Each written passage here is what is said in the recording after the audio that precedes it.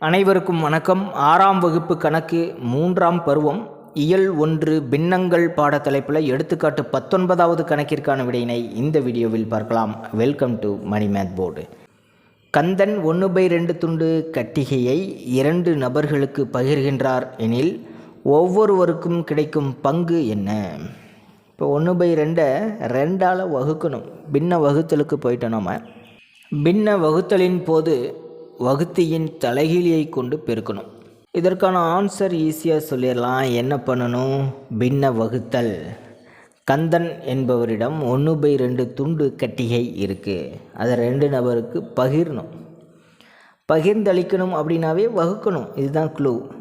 இப்போ 1/2ஐ 2ஆல் வகுக்க வேண்டும். 2 பேர்த்துக்கு பிரித்து கொடுக்கணும்னு சொல்லியிருக்காங்க. ஒவ்வொருவரும் பெரும் பங்கினை கண்டறிய 1/2ஐ 1/2 வகுத்தல் 2 என்பதை கண்டறிய வேண்டும். 1/2 வகுத்தல் 2. இப்போ வகுக்கக்கூடிய எண் 2.